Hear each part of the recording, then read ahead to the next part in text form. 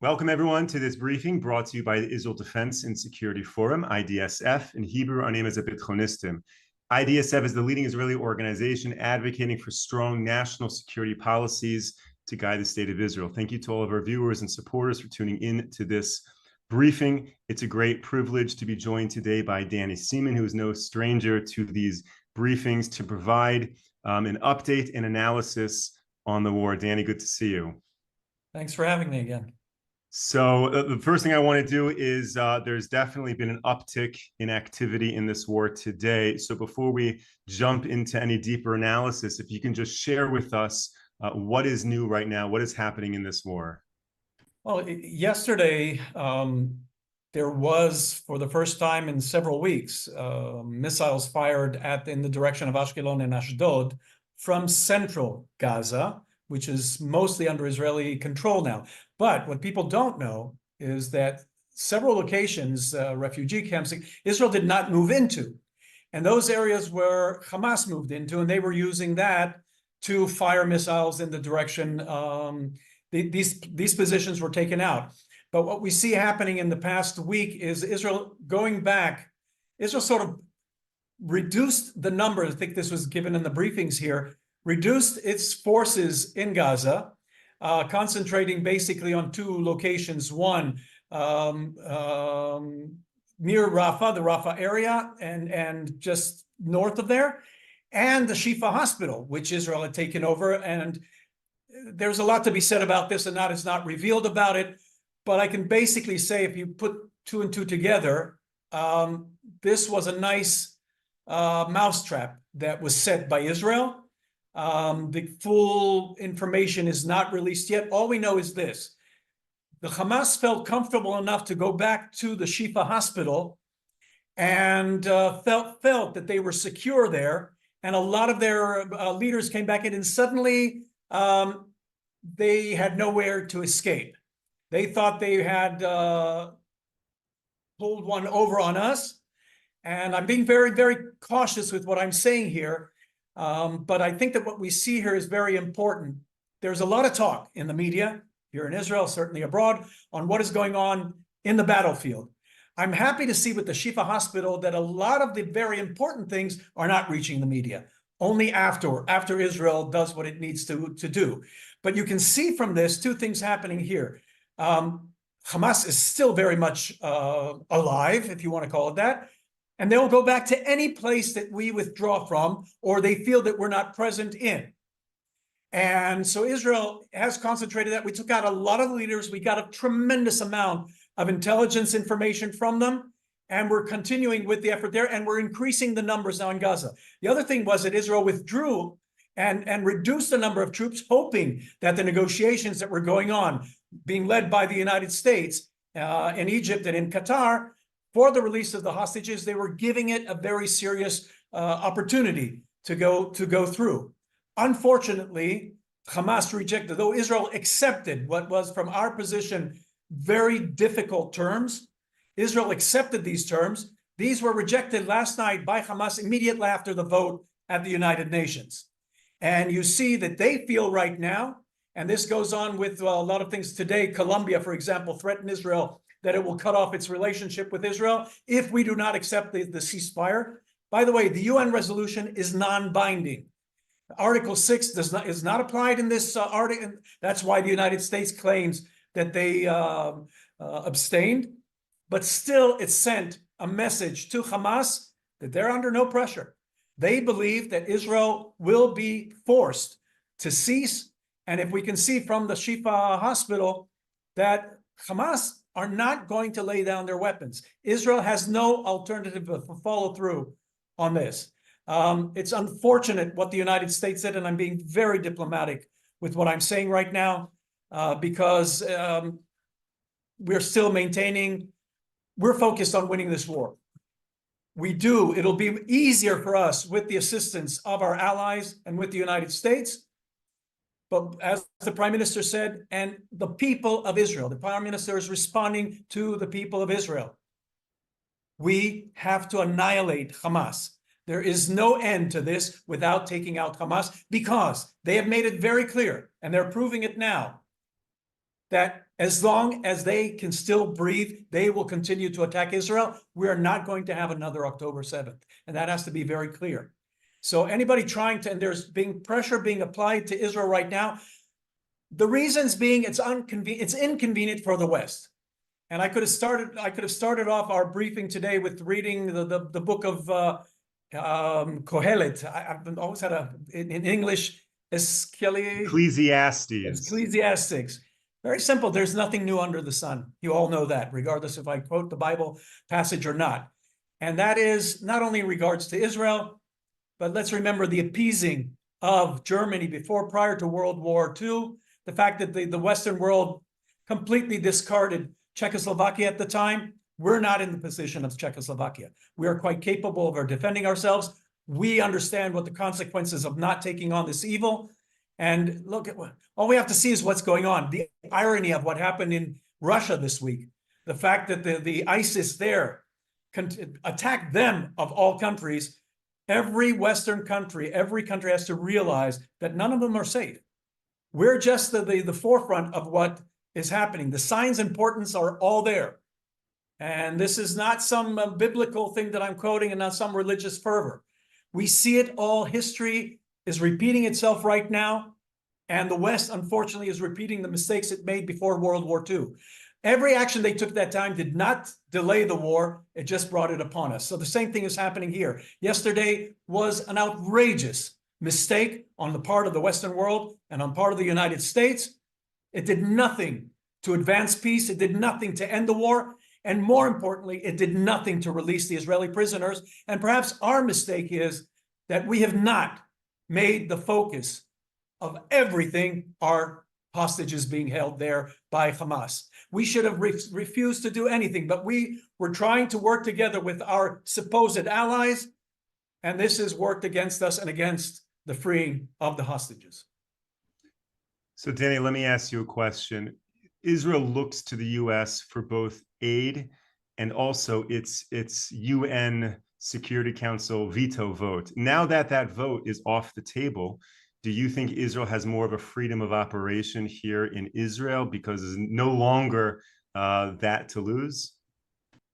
I don't think we did that out of a concern that we would lose it. I think it actually, there was, look, the United States has always done what is in its own best interest, and that any country does. For some reason, we have this ridiculous attitude that we believe that, oh, you know, if we're all together and we're all hugging each other and singing Kumbaya, my Lord, this will, in some way, people will understand how wonderful we are. At least some people think it that way. We have to do what's in our best interest. Every country does that. And no country would have tolerated what we're going through.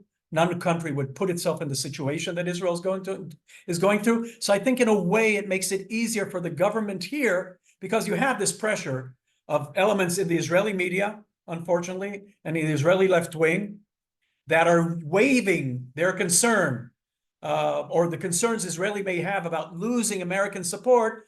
They're waving and saying, oh, you know, if the government does this or does that. So now we've lost that in the sense that we're not worried about that anymore. Now, I can tell our viewers here that the public, the general public in Israel support the government, and two things, because what is all behind this is this attempt to impose a Palestinian state on the state of Israel here in the Middle East, which will be a tremendous mistake.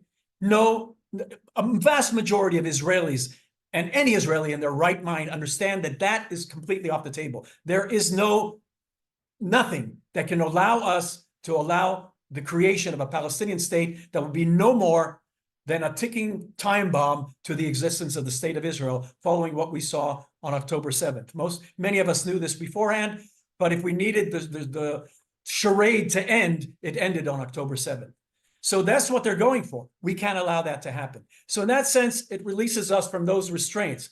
And I think the other thing is that the world knows, and it's been true also with Israel, when you fight for your defense, when you're fighting for yourself, when you're victorious, the world falls into place. So we shouldn't be too concerned of what they're saying right now. And I think it's one of these very clear moments in history of right versus wrong and good versus evil. And we're on the side of right. regardless of what the Western media may be telling some people here.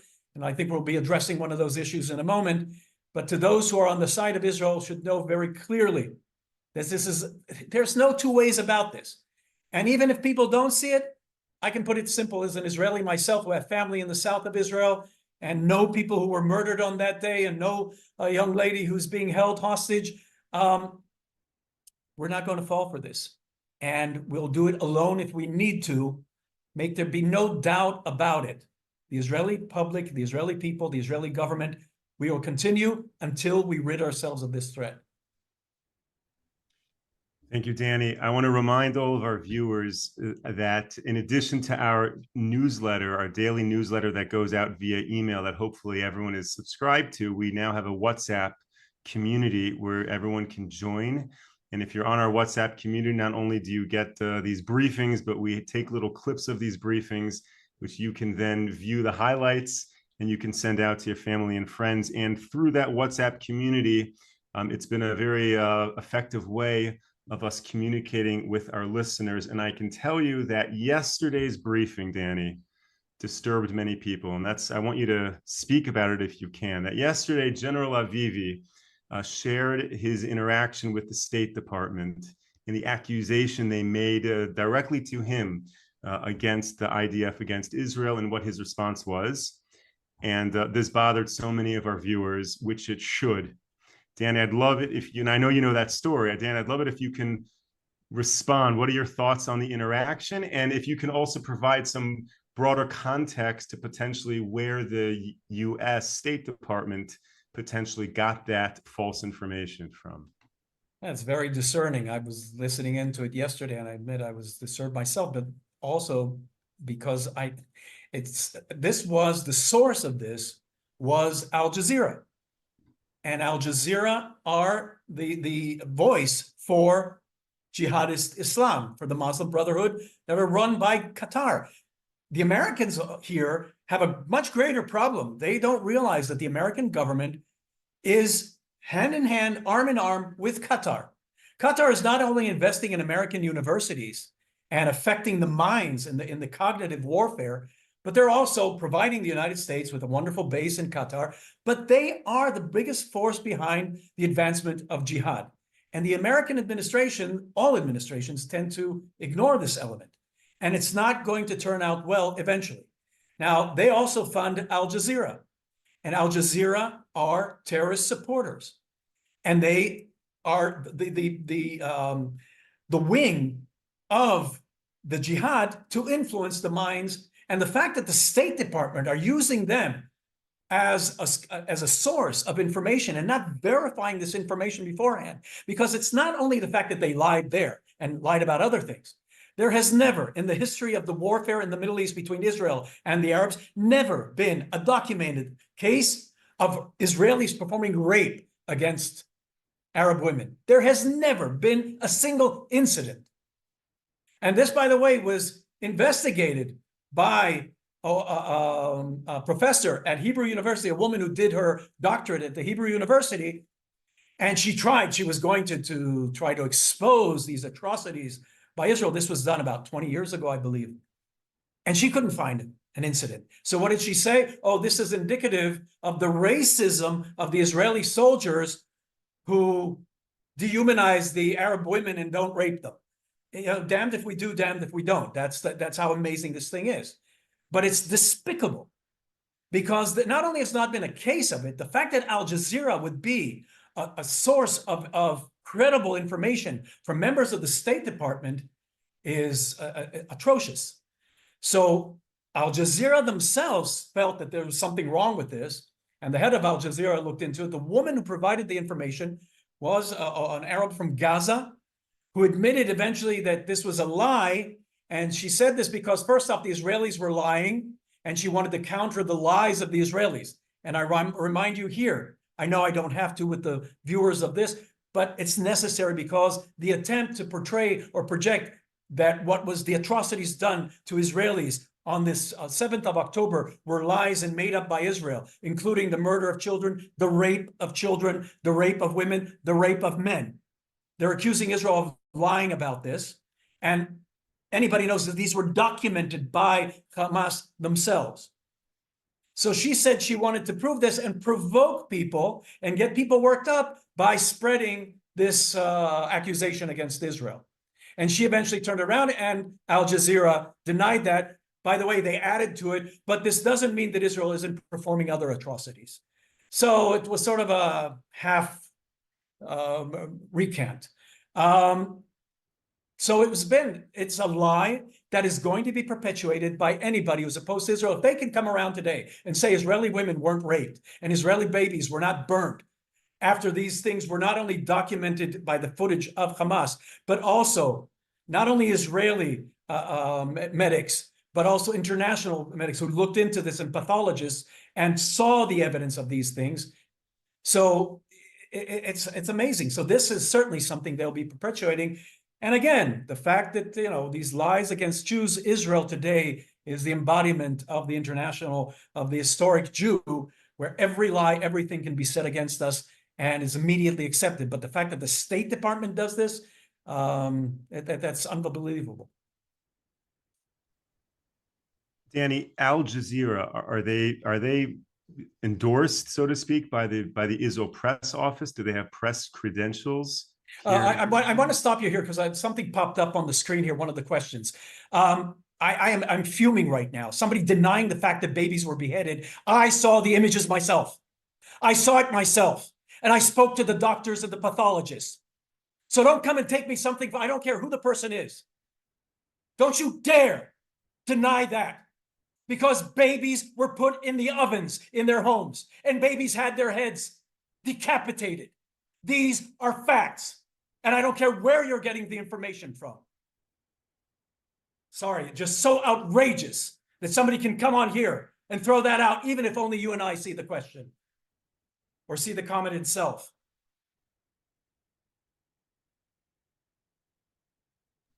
Danny, I agree with you, by the way. And for everyone out there who asks us, why can't they make comments publicly on our briefings?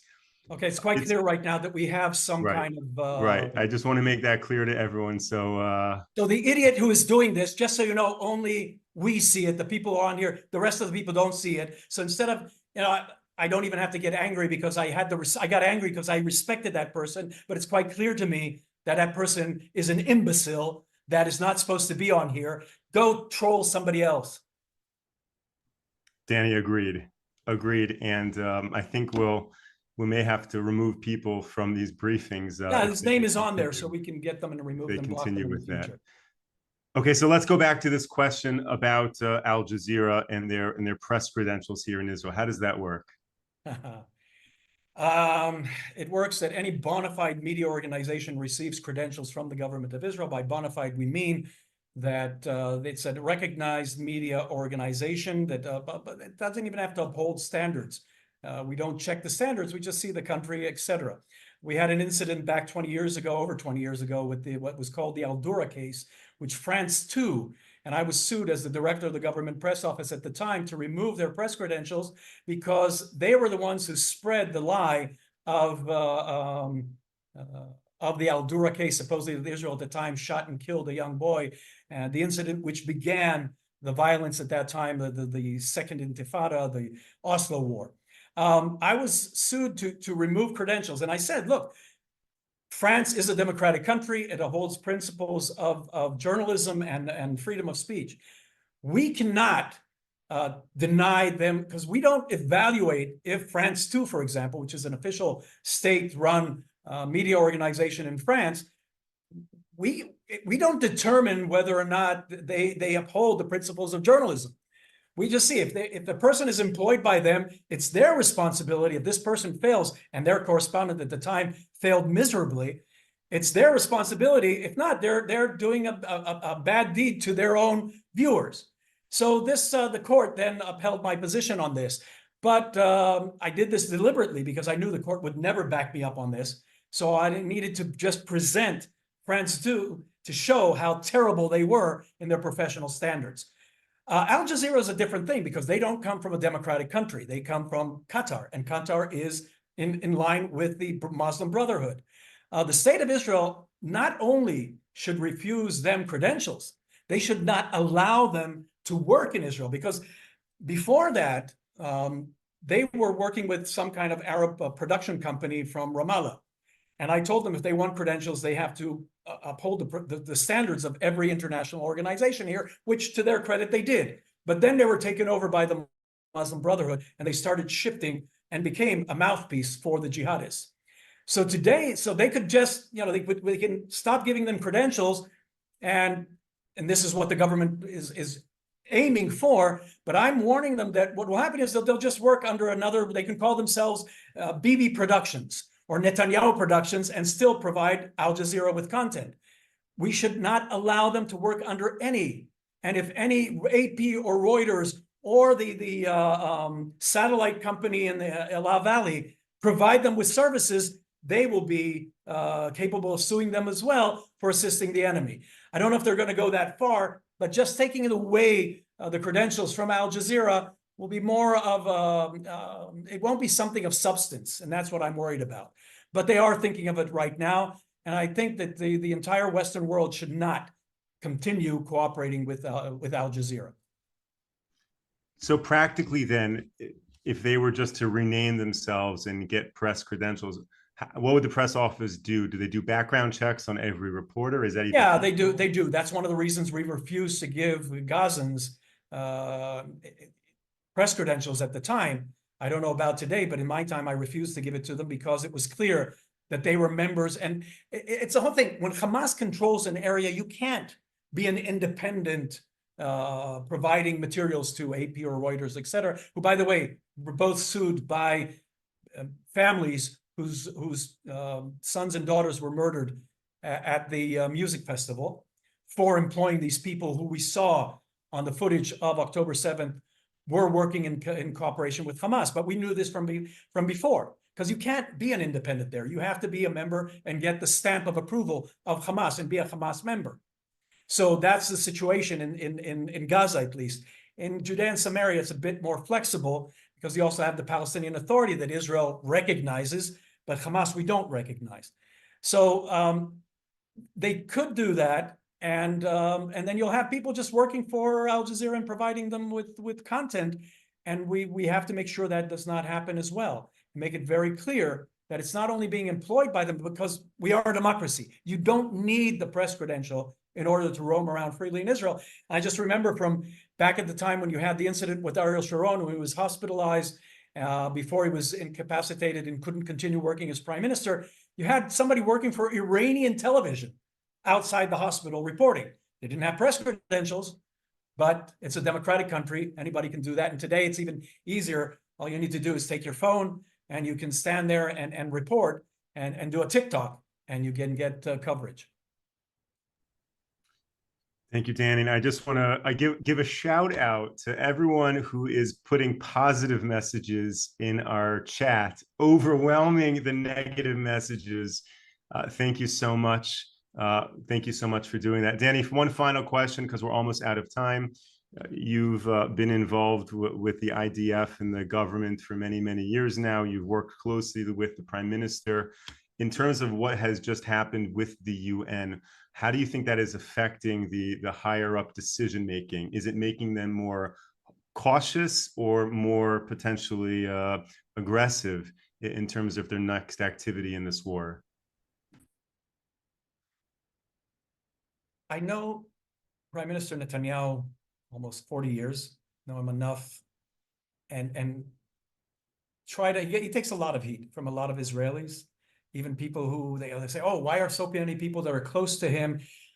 They don't get his whole focus is the state of Israel. If there's anybody with a historical understanding, not only of himself, but also of what is happening to Israel, it's Netanyahu.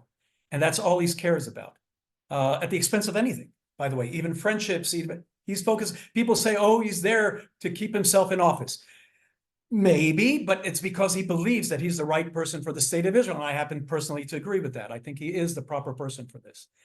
So his focus is on what needs to be done to help the state of Israel, because we have to repeat this. I know it's been said by several of the people who presented here in the past.